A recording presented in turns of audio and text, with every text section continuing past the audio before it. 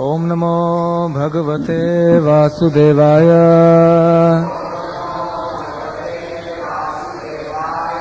Om Namo Bhagavate Vasudevaya. Om Namo Bhagavate Vasudevaya.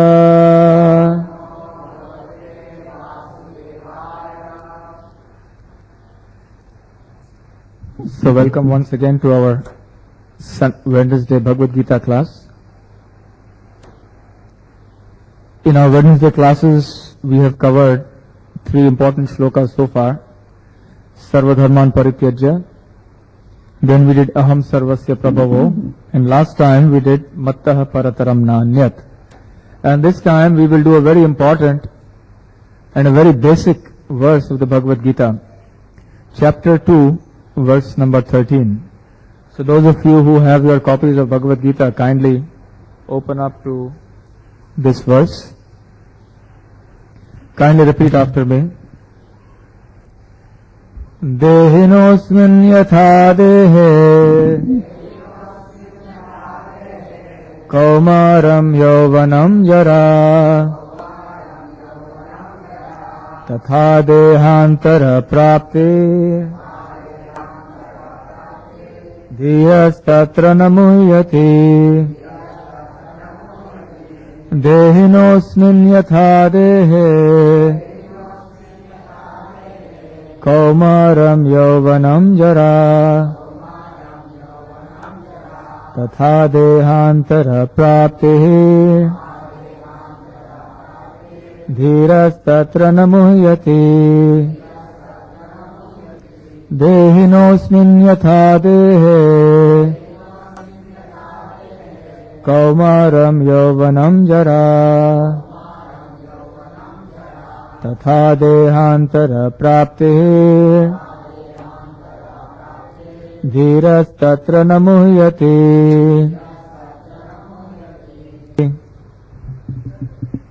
So I will now read the word for word meanings. Dehinaha, of the embodied. Asmin, in this. Yatha, as. Dehe, in the body. Kaumaram, boyhood. Yauvanam, youth. Jara, old age. Tatha, similarly. Dehantara, transference of the body. Praptihi, achievement. Dhiraha, the sober. Tatra, thereupon. Na, never. Muhyati, deluded. Translation by His Divine Grace, A.C. Bhakti Vedanta Swami Srila Prabhupada. Kindly repeat after me. As the embodied soul continually passes in this body from boyhood to youth to old age, the soul similarly passes into another body at death. The self-realized soul is not bewildered by such a change. I will now read the purport or the commentary that is given by Srila Prabhupada. So I read, quote, since every living entity is an individual soul, each is changing his body every moment, manifesting sometimes as a child, sometimes as a youth, sometimes as an old man. Yet the same spirit soul is there and does not undergo any change.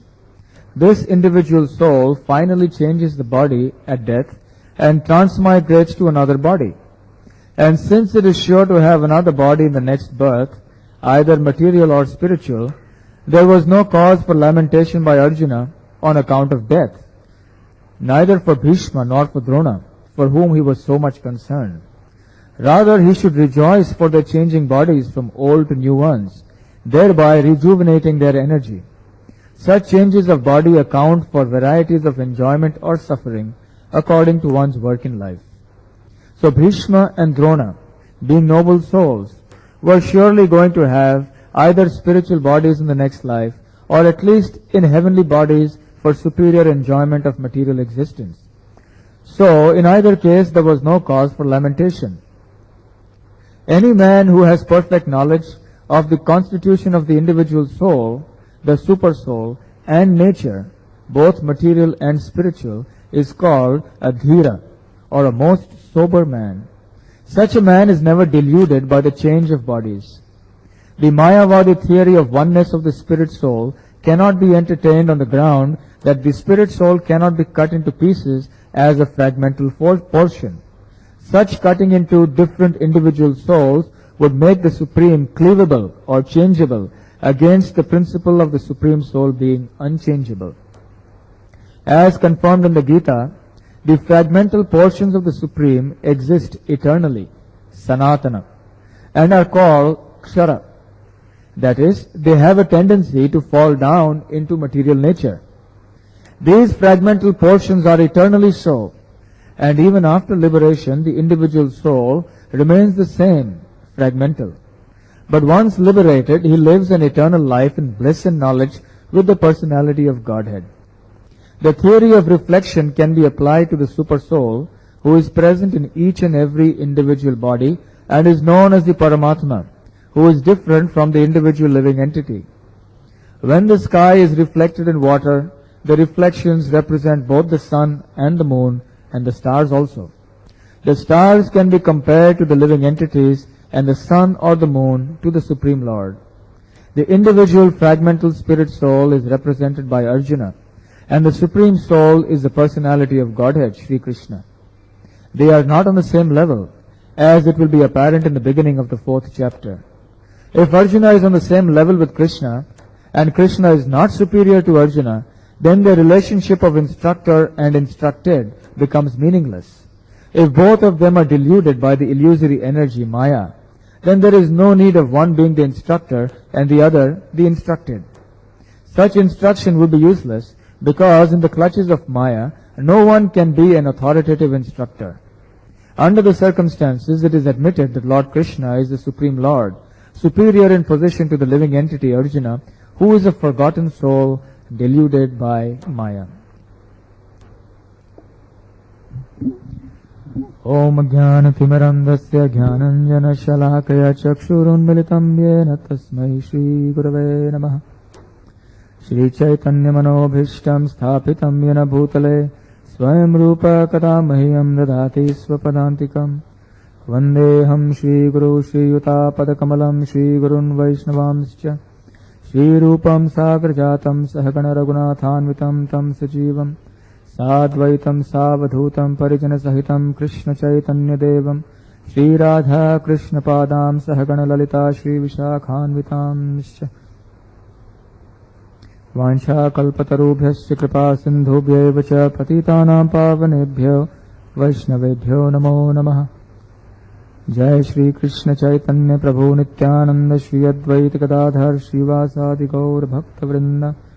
Hare Krishna Krishna Krishna Hare Hare, Hare Rama Rama Rama Hare Hare.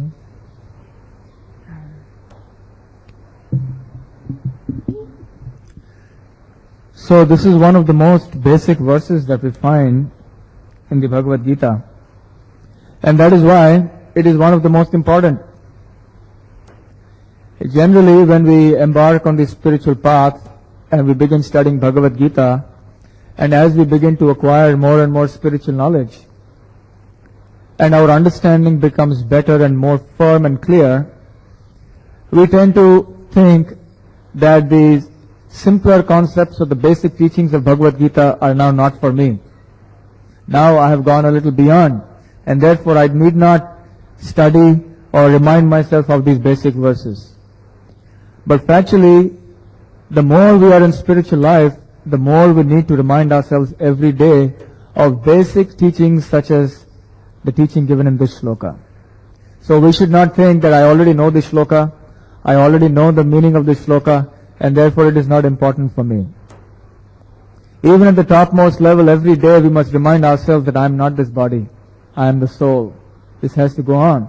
Because spiritual life is not simply a matter of theoretical understanding. It is actually a matter of experience. And the power of Maya, the deluding energy of the Lord, is so powerful that we can get misdirected at any moment of time. So therefore we have to constantly remind ourselves of the basic teachings every day. And of course, side by side, we have to make spiritual progress. So in this shloka, Lord Krishna is teaching us the ABCD of spiritual knowledge, the very beginning.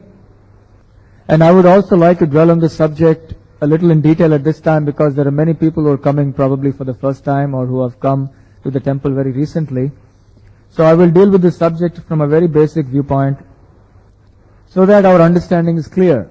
And also for those devotees who have been coming for some time, it is necessary that we should have not just an idea of what the shloka means, but we should be able to present this understanding to other people. Because this is the mission of Lord Krishna. This is the mission of Lord Chaitanya. It is a preaching mission. It is not just a mission where we are going to uplift ourselves. This is a mission where whatever little we have learned, we try to share with others. And unless you are able to present what you have learned very cogently, in a very articulate and systematic fashion, it will not become so useful for the others. So therefore, we have to also study from the point of view of trying to impart this knowledge to others. Lord Krishna explains in the 18th chapter that such a devotee who is always trying to uplift the others, not from a superior position, but in the position of being his servant, such a person, Lord Krishna says, is very dear to me. And there is no servant in the world who is more dear to me than such a devotee. So let us approach this shloka from this understanding. Now the first thing that Lord Krishna teaches us here in this shloka is that we are the soul. We are not this body. The whole world is laboring under the illusion that we are this material body. But all it requires is a little bit of thought, and we will be able to appreciate that in fact we are something that is quite different from this material body. So the whole world is laboring under the illusion that we are this material body. But even a little bit of thought will make us understand that actually we are different from this body. We all have the experience that a dead body has something missing. Perhaps somebody in your family has expired. You may have been to the cremation of some other loved one, or maybe a relative or a friend. And you have experienced that this body is not able to do what it was able to do earlier. So what is the difference? What is the difference between that dead body and that person who was alive just a few minutes ago? What is the difference between you and me and this platform over here? The difference obviously is that we are alive and this platform is not alive. This floor is not alive.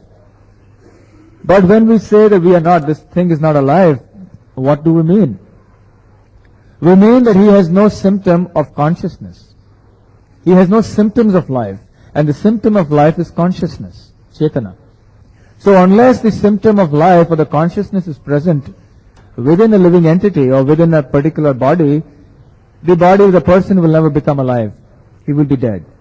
So the difference between a dead body and a living body is that a living body is said to be alive because there is consciousness within. What is the meaning of consciousness? Can anyone answer? What is the meaning of consciousness? If it can be an interactive session, it will be nice. You need not fear that what you say may be wrong. Yes? The divinity within us, yes. But at a slightly more basic level? Yes. The power to feel something and to know something, that is also very correct. The active principle, it's a little difficult to understand that term, but yes, you are right. Correct. So all the answers are right, but the basic one I'm looking for is the ability to be aware, the ability to experience, the ability to know, the ability to feel and perceive, these are all the symptoms of consciousness. And therefore we say that I am alive and I am conscious. There was a famous French philosopher called Descartes. He said, I think, therefore I am. So the fact that we are thinking, feeling, willing, talking, sleeping, waking up, these are all symptoms. They indicate that we are all alive and there is consciousness present within the body. So the next question is, where is this consciousness coming from? What is the origin? Or what is the source of this consciousness? Yes, anyone? But you have to convince me now. Now you have to convince me that the soul, yes, somebody is saying soul. So you have to convince me that the soul is the source of this consciousness. So what are the arguments you will use to actually say that? Yes?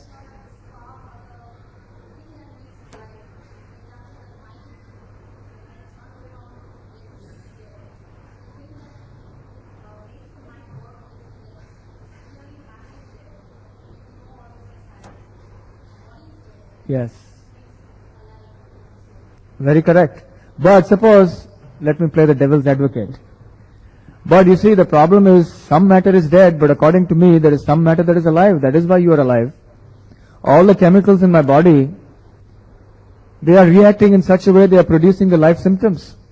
Scientists, they are producing all these DNAs and RNAs in the laboratory. So, the chemicals within me, they are the source of the consciousness. Because of reactions of chemicals, we have the symptom being formed.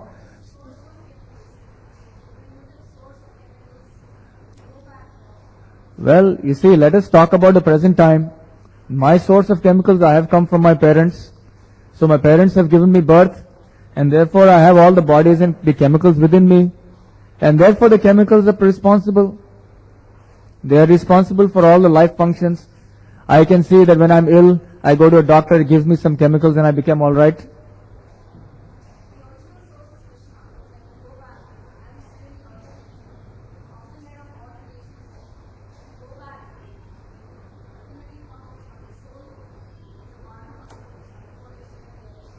Yes, but you see, I don't know about Krishna. It's a little far-fetched for me to believe what is this Krishna, who is Krishna. Somehow I cannot have faith, who is Krishna. So can you tell me something that I can relate to now in my experience? Yes. The example is the correct one. You see, all the chemicals are there in the dead body also. And they are there in the person who's alive. So what is it that is missing? If consciousness is coming from the chemicals are present even in the dead body. And when the person dies, he dies in a matter of a moment. One moment he is there, the next moment he is not there. And then all the relatives, they mourn and they lament and they say, oh, he has gone, he has gone. But where has he gone? He is still there. All the chemicals, the hormones, the enzymes, the bones, the blood, everything is still there. So where has he gone? Who has gone? That something who is responsible for the consciousness has gone. We can understand intuitively that we say, my hand, my body, my head, my leg, indicating that these things belong to somebody. Just like I say, this is my book. It means that the book is separate from me. And it belongs to me. I am something, the book is something different, and the book belongs to me. So when I say my hand, that means my hand is separate, I am separate, and the hand belongs to me. Similarly, I say my body. So that means my body is different, I am different, and my body belongs to me. We never say I hand is injured, I stomach is feeling hungry. Do we say I mind is confused? So we say my.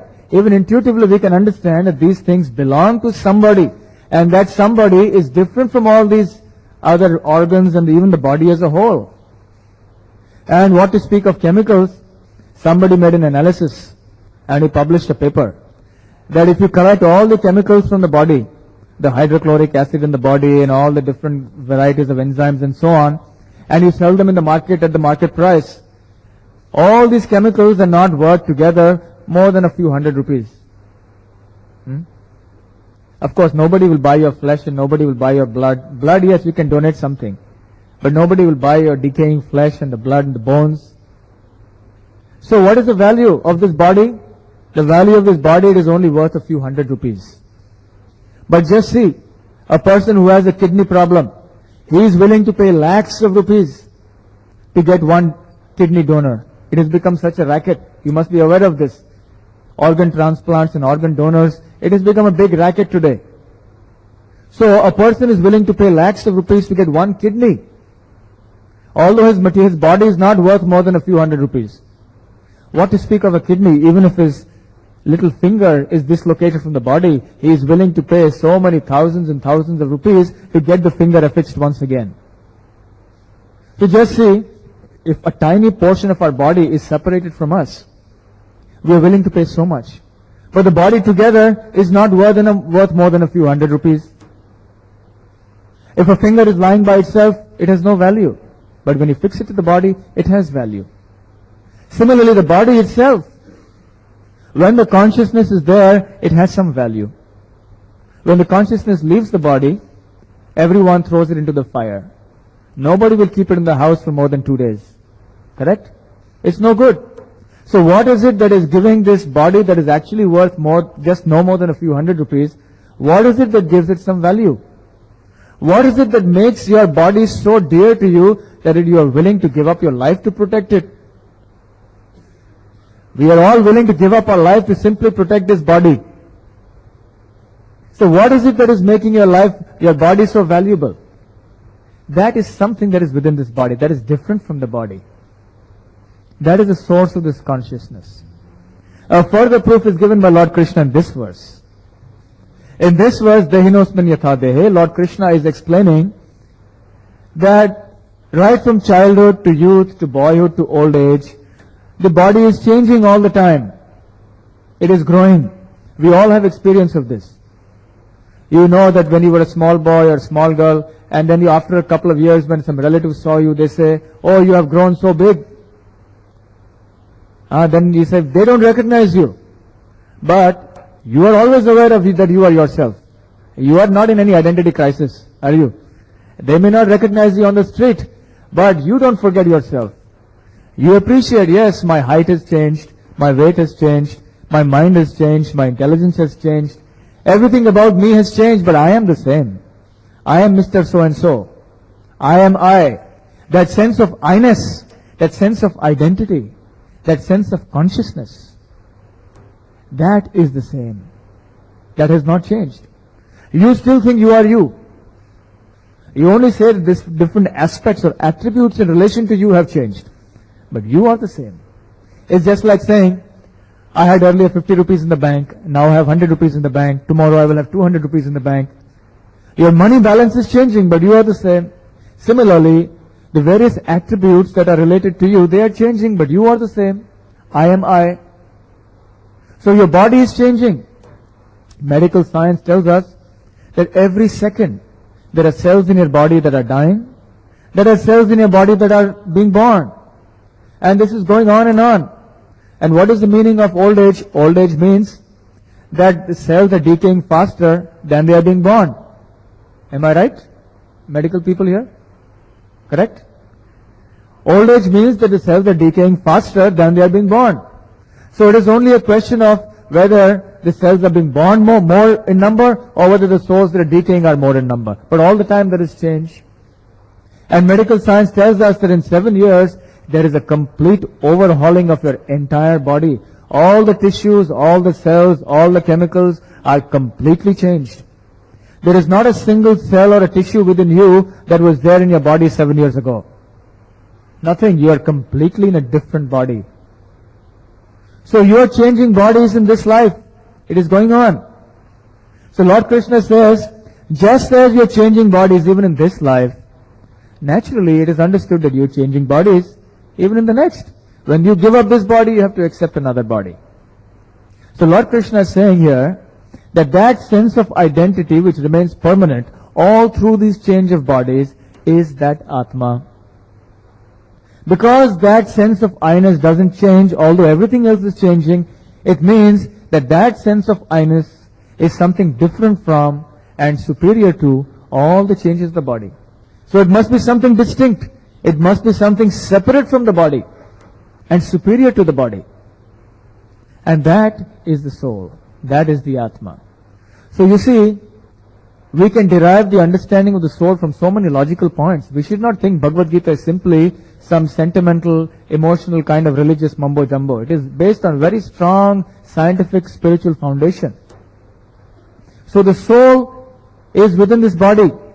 It is located in the region of the heart. And although it is physically located at one point, it is spreading its symptom all over the body. In the 13th chapter of the Bhagavad Gita, Lord Krishna describes that just like the sun, though it is located at physically one place in the solar system, but it spreads its sunshine everywhere, all through the solar system. Similarly, the soul is located at one point in the heart within the body, but it is spreading its energy all throughout the body, from the tip of the toe to the tip of your fingers to the top of your head. Every region, if you are pinched at any one of these points, you will feel the sensation. That is because that consciousness is present. So consciousness is a symptom of the soul, and the soul is life. As we rightly said earlier on, right in the beginning, that matter is dead. It is always dead. And the soul is life. Matter is never alive. So, the soul is present through the medium of, the consciousness is present through the medium of the soul. Now, you cannot see the sunlight outside. But just about 3 hours back, if you were sitting here, you would have seen light outside. You cannot see the sun at that situation, but you can understand that the sun is present. Why? Because you see the sunshine. From the sunshine, you can infer that the sun is present. Because the sunshine is the energy, the symptom of the sun. So although you cannot directly see the sun, you still infer that the sun is present. Just because you cannot see the sun, it doesn't mean that the sun doesn't exist. Do you and I ask for proof that the sun is existing? Similarly, what is the proof that the soul exists? The proof is consciousness. Consciousness is the symptom. The very fact that you are listening here to me, I am speaking, you are thinking, feeling, willing, acting, it all means that there is consciousness. And therefore there is the Atma within. The dead body, it does not have consciousness because the soul has left the body. Therefore, the body is said to be dead. So what is death? Death is nothing but the departure of the soul from the body. When the soul leaves the body permanently, that is called death. And at the time of conception, that is called birth. The soul re-enters the mother's womb at the time of conception, and that is the time when the soul re-enters the body once again. And then the body grows into the fetus in the mother's womb and so on. These things are described in great detail by Lord Kapila in the 3rd canto of the Srimad Bhagavatam.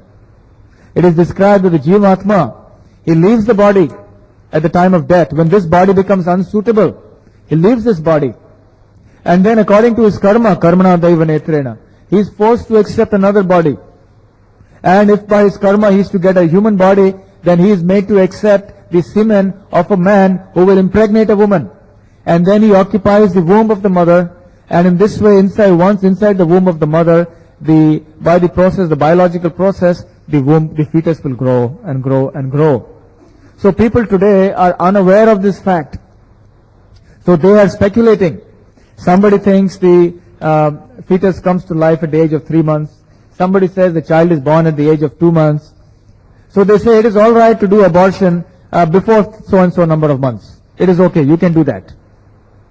And the Supreme Courts are passing orders, and so many people are passing rules and regulations without having the least idea of when this is going on. Even the doctors have no idea of the process of the soul leaving the body and the soul accepting another body. But still, they are taking on a position of authority and of knowledge and are passing judgment. And therefore, they are simply cheating the people at large. There were famous controversies in America. The Supreme Court, it passed judgments that abortion is legal provided it is done beyond a certain point in time, which they specified. But the interesting point is that the Supreme Courts, they had overturned the previous verdicts. Earlier on they said, no, it is all right to do abortion beyond this stage. But later on they revised their opinion and said, no, now you must do it after this stage, not at this stage.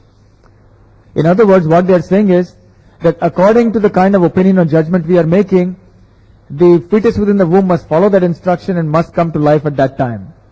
Isn't it? See, even if the fetus is taking life at a particular point in time within the womb, that is going to take place according to nature's course. By passing some judgment in the Supreme Court, you cannot dictate that the fetus should come to life at a particular point in time. So therefore, the greatest cruelty is being done. In the Srimad Bhagavatam, it is being described that as Kali Yuga progresses, mothers and fathers will procreate and have children just for the sake of eating. Just for the sake of eating, man and woman will bear a child because there will be so much of food shortage. But nowadays we are seeing that we are not very far from that. Because mothers and fathers, they simply want to enjoy sex life without having the responsibility for bearing the child. Sex life is actually meant for procreation. Dharma viruddha bhuteshu kamosmi bharatarshava. This is what Lord Krishna says in the Gita. But today the culture is so permissive that people simply want to enjoy their senses and they don't want to bear the consequences of that in terms of the responsibility and the struggle that is involved in bringing up a child. So they will simply get themselves aborted and take the easy way out. But they do not realize the tremendous bad karma that they are entailing for themselves and the whole world. It is said that one who actually does abortion is going to be himself or herself aborted in the womb in the next life. So in this way there is so much cruelty going on in the name of sense enjoyment. And all this is simply because of ignorance. We are not aware that right from the point of conception the soul is present within the body. Right from the beginning. There is no need for any mental concoction in this regard. That whether is it 2 months, is it 3 months, is it 4 months? All over the railway trains when you go in the compartments, you find advertisements splashed all over. Abortion, rupees 70, rupees 90. It is so disgusting. Life has become valueless. People have no value for life now. Simply because it is a small child within the womb, it is harmless. You cannot understand its life symptoms, although they are there. Any mother will tell you that they understand the child is present within the womb right from the beginning. But still, we want to cover ourselves with illusion. We do not want to think about these things. We want to live a very convenient life of sense enjoyment without having to pay the price of that bad karma. So that is why all this sinful life is going on. And the troubles in the world today are because of sin committed on the basis of ignorance. So therefore this shloka is very important for people in the world to understand. Then they will not commit sinful reactions. Even in the medical colleges, some of our devotees are medical students. And one of our devotees was doing MD gynecology. And she refused to do abortions. She said, according to my religious convictions, I cannot do abortions. So initially there was a lot of beyond a certain point. Every gynecologist is practically making his living out of these abortions. Am I right? Most of his income is coming from his abortion. And everyone wants to turn a blind eye to it. Simply because everyone wants to is in ignorance. So this knowledge is what is required in the world today. So the soul is the symptom of consciousness. Simply because that consciousness is temporarily covered over within the womb, it does not mean that the child or the person is not alive. Just like sometimes the sun is hiding behind the clouds during the monsoon. But it doesn't mean that the sun is not there. An intelligent person understands that the sun is there, although its effect is a little muted. Similarly, sometimes the consciousness is a little covered over. It is not allowed to manifest in its fullest extent. Therefore, some ignorant people think, oh, it is dead.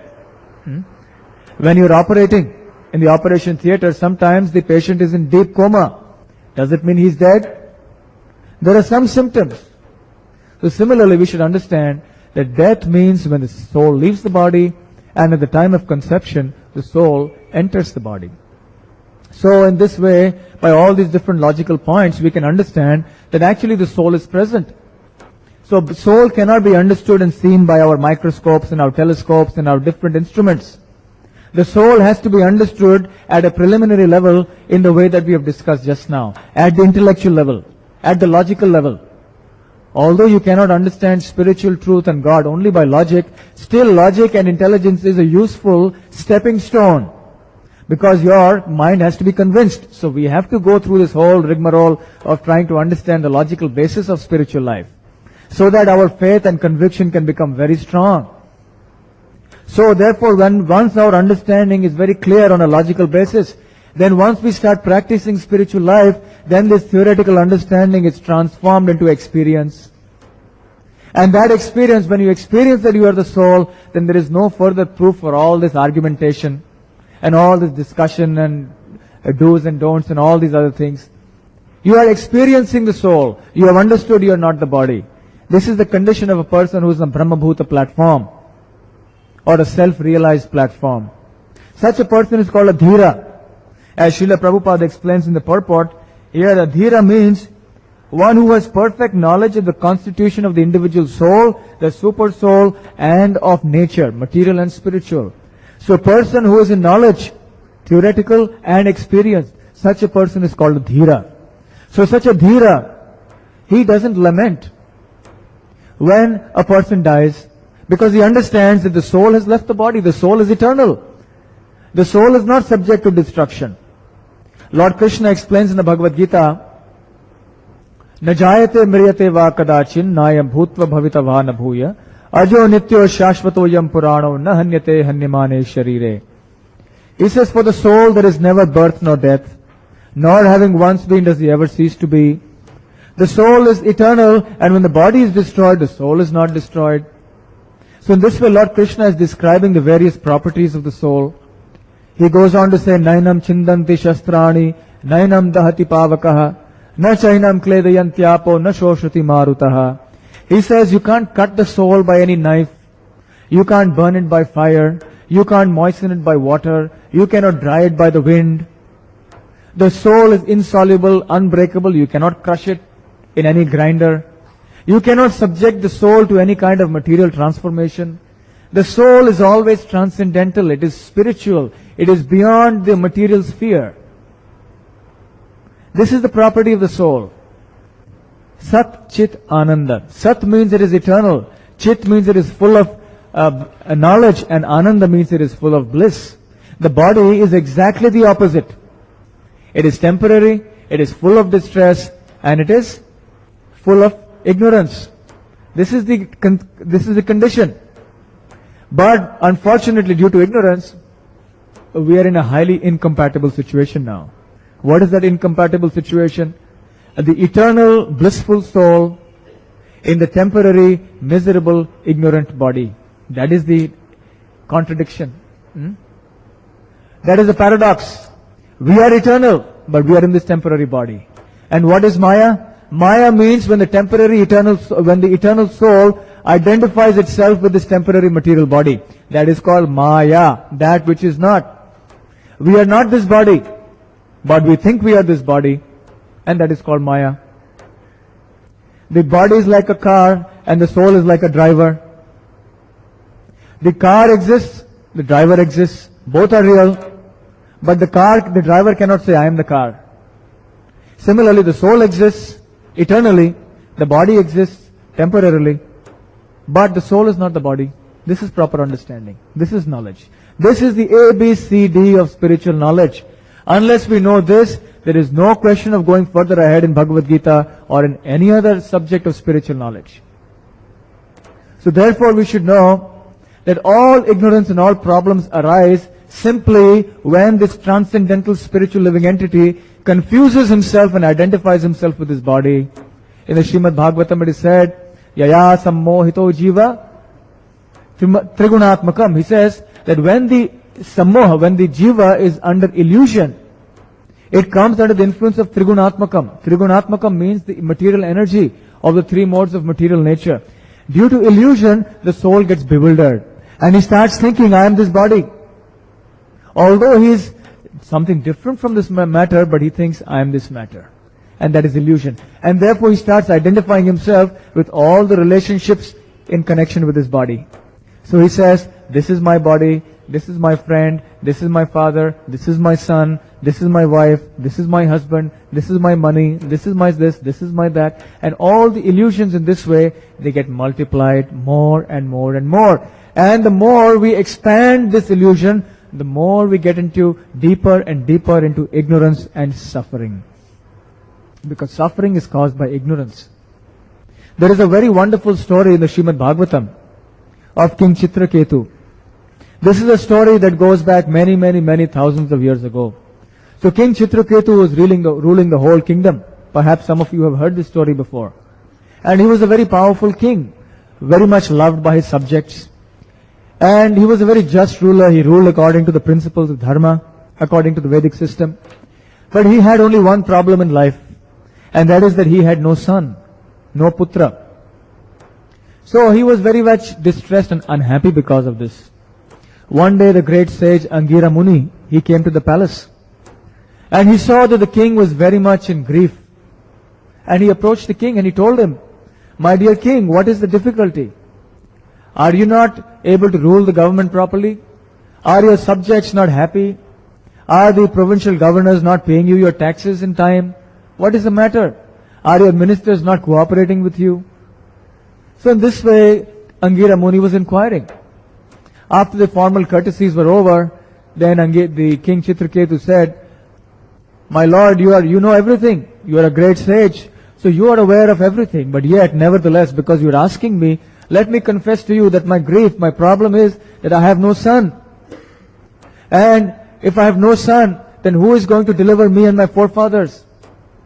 You see, in Sanskrit, the word son means putra. There is a particular hellish planet called Pu. And Tra means Trayate, to deliver from. So Putra means one who can deliver the parents from the hellish conditions of life.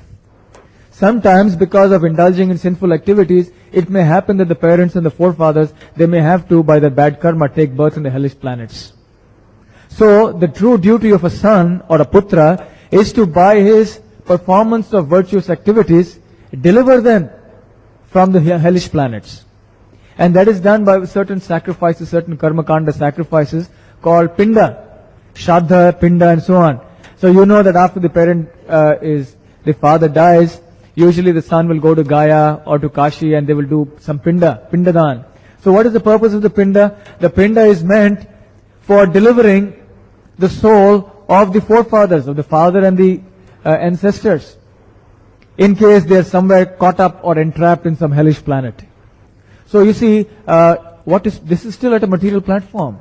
But even the material laws are operating at a very subtle level also. We cannot understand how by offering pinda here, the soul in some body in some other planet is getting the benefit. But that is how this science is very subtle. It has effect even at the subtle material level. So therefore, a putra is necessary to deliver the father and the forefathers. And King Chitraketu is very much interested in that. But incidentally, I may point out that once a person becomes a devotee, then there is no need for him to actually, strictly speaking, do all these sacrifices. Simply because he's a devotee of the Supreme Lord, automatically he has fulfilled all the injunctions of the scriptures. Because he's watering the root of the tree, there is no need for him to separately water the roots, the twigs and the flowers and the fruits. So for a person who has surrendered to the Supreme Lord, there is no need for him to offer pinda. But the very fact that he has become a devotee, he actually rises beyond this. But devotees may sometimes do this for the sake of setting an example in society. If a person is not a devotee, at least he should do these things so that he at least is regulating his life according to scriptural injunctions. So King Chitraketu was like that. So he was saying, "I need a putra." So King Chitraketu, Angira Muni understood that King Chitraketu was not in a position to listen to transcendental understanding now. You see, if you are destined by your karma not to have a son, what is the use of struggling against your karma? It is best to simply accept this as your destiny, to accept this as providence, as the will of God, and be happy in that. But Angira Muni understood that King Chitraketu was in no frame of mind to listen to all this kind of advice. So he said, "All right, tathastu, so be it. I will perform a particular yajna, and your eldest queen, she can partake of the prasad of that, and then she will have a child in due course. But mind you," Angira Muni said, "this child will be Harsha Shoka." Harsha means the cause of jubilation, and Shoka means the cause of sorrow and grief. So King Chitraketu, he took the prasad, and then he was thinking, what is the meaning of what he said, Angira Muni? He said this child will be Harsha Shoka. He will be a cause of jubilation and grief. So he said, yes, jubilation, because naturally when the son is born in the house, we are all very happy. But then why did he say that he is also going to be a source of grief? Then he started reasoning. He said, well, you see, these days, of course that was true even in those days, what to speak of now. These days, all sons, when they grow up, they disobey their father. They don't accept the authority of the father. So what we're seeing today is nothing new. It's in the material world, these things have been going on eternally. So he was very thinking, maybe because he will disobey us and he will not do many things that I ask him to do. But still, you see, better have a son, a disobedient son, than no son at all. So he was satisfied. But actually, Chanakya Pandit, in his Niti, Chanakya Niti, explains that unless a son is a devotee of the Lord, or he's a learned scholar, such a son is no more than it's simply a disease in the family. He's like a diseased eye. It's not worth having such a son. But then a materialistic person, at that time King Chitraketu was an illusion. Of course, as we will see later on in Srimad Bhagavatam, he went on to become a very exalted devotee. But at this point of time, he was simply covered over by ignorance. So, such a person doesn't care whether he has a good son or a bad son. So he said, nevertheless, let me have a son. So then, in due course of time, his eldest queen gave birth to a son. And then the king was overjoyed, the queen was overjoyed, the whole kingdom was overjoyed. There was intensive celebration going on all over the kingdom.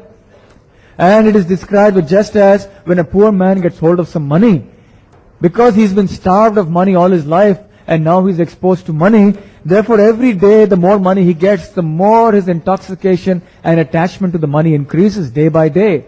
Similarly, because Lord King Chitraketu had been deprived of a son, now that he had the son, as the days passed, his attachment to his son went on increasing more and more and more. And he became mad in his attachment to his son. He was doting on his son to the extent that he forgot his royal duties as the king. And one day, as you know, this happens. When your attentions get focused on one person, you tend to neglect the others. Then the others start feeling bad. So the other queens of King Chitraketu started feeling envious, because now King Chitraketu was spending most of his time only with that queen who was the mother of that child. So they became so envious, it was burning in their heart like a very strong fire. So they could not tolerate that envy anymore. So they decided, we must now kill this child, because he is the cause of our suffering. He has made us in this position now. We are in a position that is worse than the maidservants in the house. The king does not even talk to us now. This child is responsible. So one day, very quietly, when everyone was sleeping, they poisoned the child. And the child died. And when the queen found out, she was beside herself with grief, and she immediately collapsed in unconsciousness. The king at that time was in his darbar. And when he heard, he also became insane with grief. And immediately he started jumping and running towards the inner chambers of his palace. And as he ran, his helmet, his crown came off, his hair was disheveled, his clothes were disorganized. He started crying. He slipped and he fell. Again, he was picking himself up and he was slipping and falling. In this way, somehow or the other, blinded by the tears that were shooting from his eyes, he was running towards the inner chambers. And when he came there, he fell unconscious. He used to wake up, again see that the son is dead, again fall unconscious. In this way, both the king and queen were simply immersed in an ocean of grief that only a mother and father who have longed for a child and then who have subsequently lost it after a short while, such a sorrow that only such mother and father can experience. So being in that situation, he was lying like a dead body, as if he was dead, along near the child. And just at that time, Angira Muni happened to come. He understood what was going on. And this time he brought along Narad Muni, the great sage Narada. So when they came, they started telling King Chitraketu, my dear king, this does not become of you. You are the king of the whole land. What is this? Just look at your condition. This does not become of you. What is the problem? So naturally King Chitraketu just said, please bring my son back to life. Whatever you can, please do it. So Angira Muni said, I warned you that it would be Harsha Shoka. You wanted the Harsha. But in this world, if you want happiness, you have to be prepared for sorrow. You can't have only one. You have to have both. So I told you, Harsha Shoka. But he said, no, you please bring me back my son. And then the instructions of Angira Muni, they're very, very instructive. So I would like to read some shlokas from the Srimad Bhagavatam which give us the teachings of Angira Muni to King Chitraketu. Very instructive. So let us listen very, very carefully. While King Chitraketu, overcome by lamentation, lay like a dead body at the side of the dead body of his son, the two great sages Narada and Angira instructed him about spiritual consciousness as follows. O king, what relationship does the dead body for which you lament have with you? And what relationship do you have with him? You may say that you are now related as father and son, but do you think that this relationship existed before? Does it truly exist now? Will it continue in the future? O king, as small particles of sand sometimes come together and are sometimes separated due to the force of the waves, the living entities who have accepted material bodies sometimes come together and are sometimes separated by the force of time. Just like you see in the river or on the sea beach, if you're sitting on the sea beach, you will see by the force of the waves, certain particles come together by the force of the waves. And when the waves recede, then all the particles are dispersed and they never meet again. And then when the wave comes back, it will bring together another group of sand particles. Again, these particles will be dispersed, and this goes on and on. Different groups of particles come together for a short while, and then they are dispersed. So, Angira Muni is saying that just like that, a group of Jivatmas is brought together in a particular arrangement, as friends or as enemies, as family members, as countrymen, as society men, and so on and so forth. And then, by the force of karma and kala and time, they're all dispersed, never to meet again. So he goes on.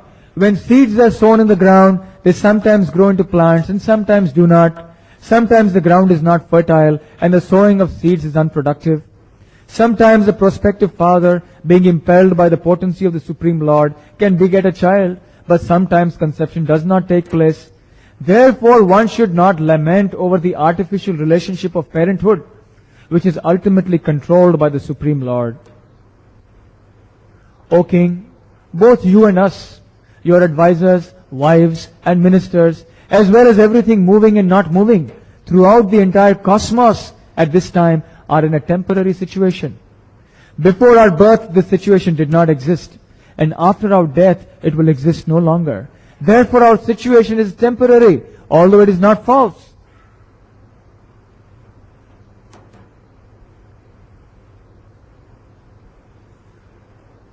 Divisions of generalization and specification. That means when you start thinking, this is my body, this is my family, this is my community, this is my country, this is my society. All these divisions, such as nationality, individuality, are the imaginations of persons who are not advanced in knowledge. Thus, enlightened by the instructions of Narada and Angira, King Chitraketu became hopeful with knowledge. Wiping his shriveled face with his hand, the king began to speak. So in this way, after being instructed in transcendental knowledge, King Chitraketu was able to understand something. And then Narad Muni, out of his grace, he, by his mystic powers, he made the child come back to life. And the child woke up just like a normal man. And he started speaking. So let us see, it is interesting what the child also says. And he was speaking like an adult.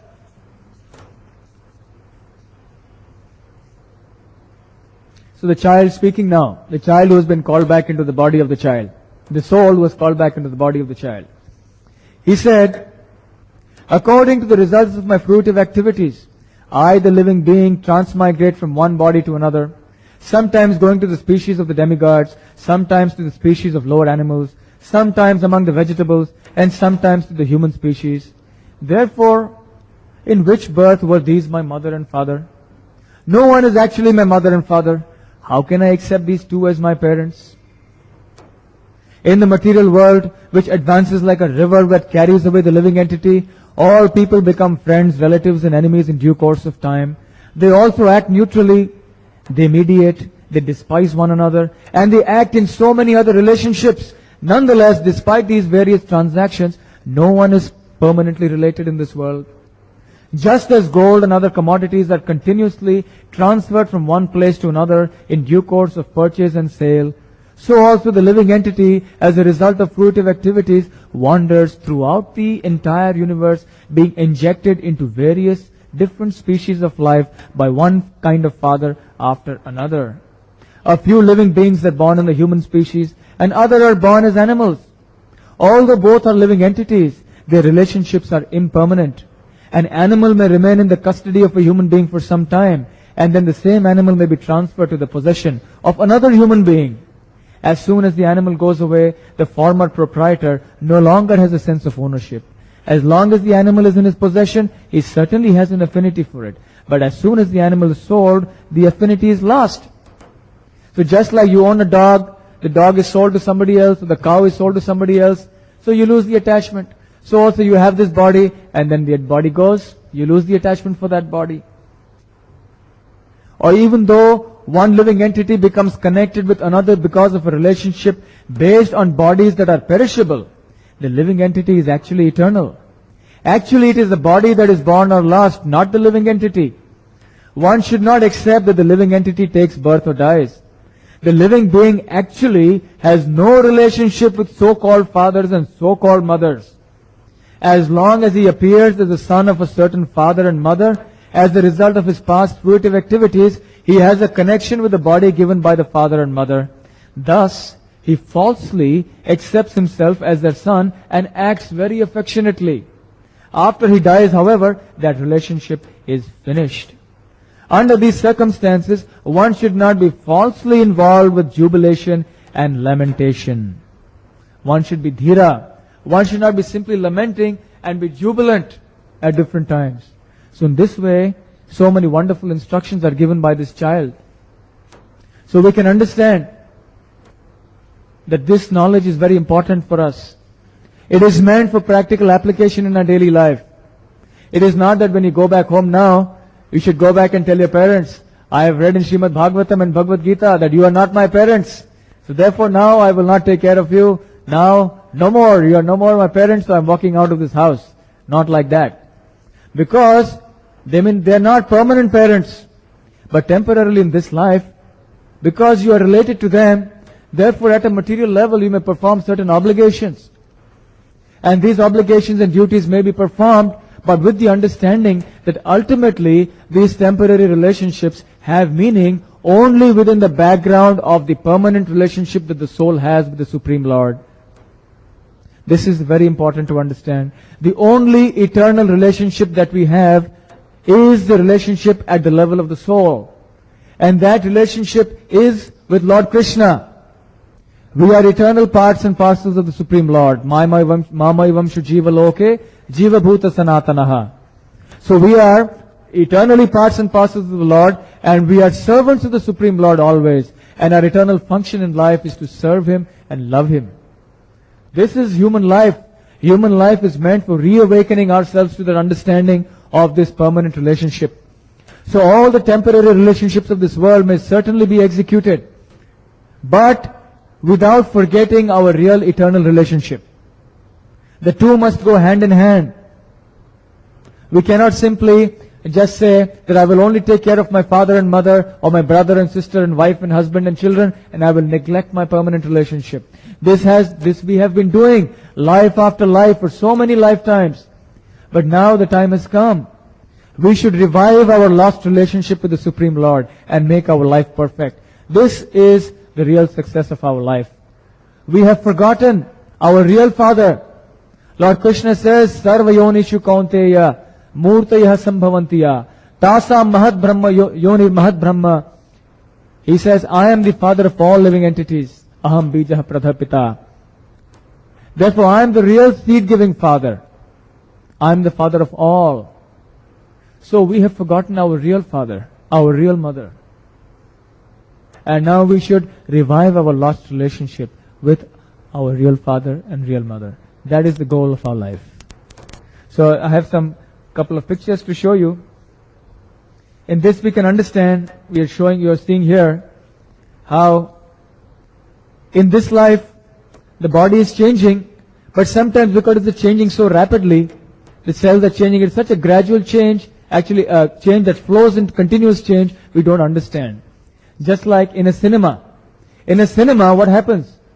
A film reel is nothing but a succession of still films, isn't it? A succession of still pictures. When those are run in rapid succession, it gives you the illusion of continuity in a movie. And it appears that the whole thing is moving. Similarly, at every point of time, this material body is changing, but I think I am there in this body. But actually you are changing bodies. But all the while, you are the same. The person who's running, he's the same here in this picture. But actually his body is changing. But he doesn't realize. Because the change is so continuous. It is not discrete. And here you are seeing how the soul is transmigrating from childhood to boyhood to youth to old age. And then finally, at old age, the soul leaves the body. And this is called the wheel of samsara. Sometimes you are in a human body. Sometimes you get the body of a fish, the body of a plant, or another animal, and so on. And this wheel of samsara has been going on.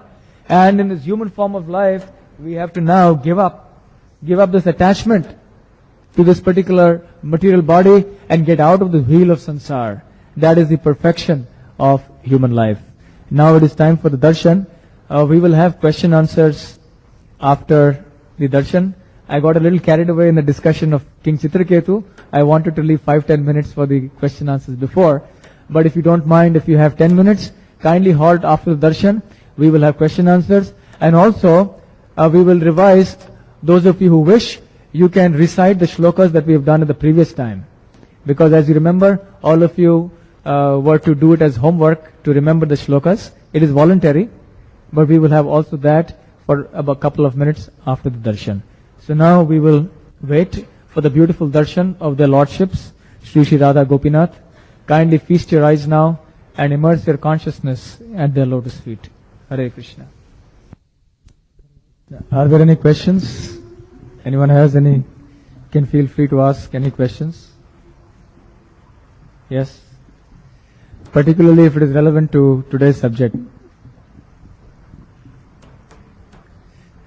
Please make your questions brief and to the point so that everyone's time is utilized nicely. It's about you telling about the thing that we are not serving enough about our original father and mother.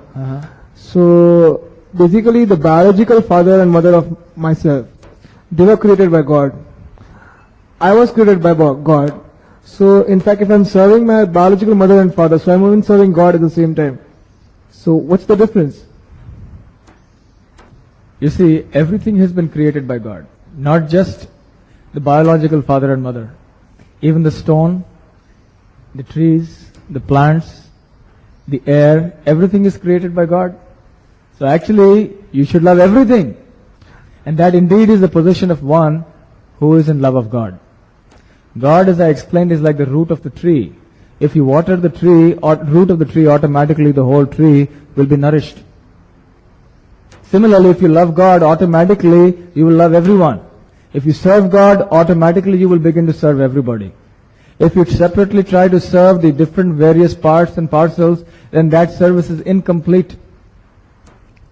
So therefore, the best way to really serve your parents is also to become a devotee of God and help them to become devotees of God. So you may be serving your parents, and although your parents are created by God and you are created by God, but if that service to them is devoid of an understanding of your relationship and their relationship to Krishna, the Supreme Lord, then that is simply an illusory relationship. So you have to make your temporary relationships in this world meaningful on the basis of your relationship with Krishna and their relationship with Krishna. Everyone is related to Krishna. At the spiritual level, we are all brothers.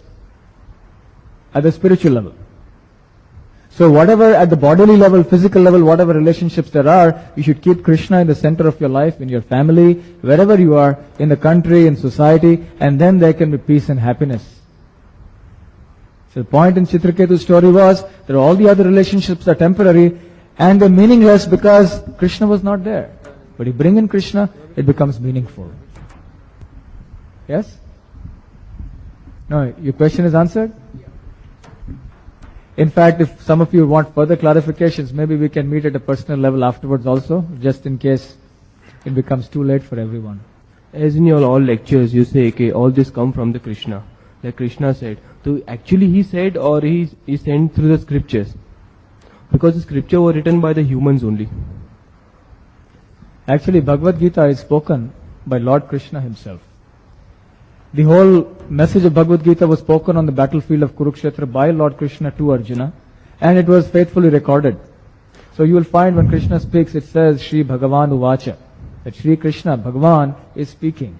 So it was recorded certainly by other people who were not Krishna, but also Valmiki, the Vyasadeva, the author of the Mahabharata, the author of the Vedas, the Puranas, the Upanishads, is an incarnation of Lord Krishna himself. So the author is not an ordinary person. He is an incarnation directly, number one.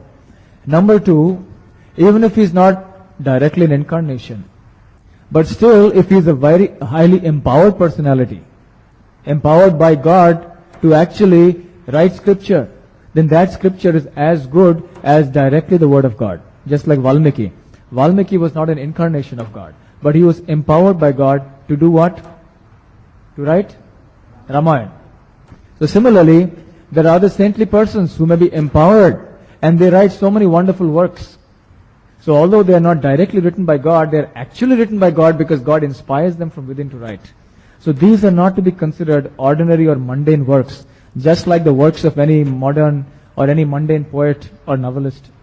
These are specifically the words of God himself coming through the medium of his devotees or coming directly by himself.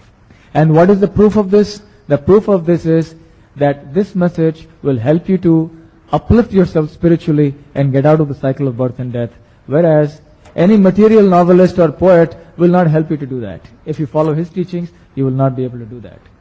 And you will see the effect of this even in your life while you are alive. What to speak of after death? You will experience it in this life. That is the ultimate test. But there are no changes in the scripture, that means. That is the meaning of parampara. Parampara means evam parampara praptam imam rajakshayo viduhu. The purity of the parampara is maintained when one simply repeats what one hears in parampara. So whatever I have spoken today is not my own concoction. If it was simply my own concoction, it would have no value. But it has some meaning because I have heard from my Guru, who has heard from his Guru, and ultimately who have heard from Krishna. So the pure devotees of the Lord, they adapt the principles of the scriptures to understand modern problems, like the section I gave on abortion. Krishna did not speak about abortion in Bhagavad Gita. But still, the pure devotees of the Lord who have firm realization and understanding of the scripture, of the word of God, they are able to see with their X-ray vision. They are able to understand the problem in the world from the perspective of spiritual knowledge. So therefore we simply repeat what is there in parampara, and that is the process. Then nothing will be lost. So we are as fortunate as Arjuna. Arjuna was physically on the battlefield of Kurukshetra with Krishna, and we are also physically present with Krishna in the form of his instruction. There is no difference between the two. We should be convinced of this. Lord Krishna can be present either in his personal form, that is called Vapu. But now that is not possible. He came 5,000 years ago. But more importantly, he is present in the form of his Vani. Vani means instruction. And there is no difference between the two because Lord Krishna is absolute. So because we are associating with his Vani, his instructions, therefore it is as good as associating with Lord Krishna physically, personally. So we are as fortunate as Arjuna was. And we will be very unfortunate if we do not take use of this message that Lord Krishna has given us. Any other questions? Among the ladies, anyone? Yes?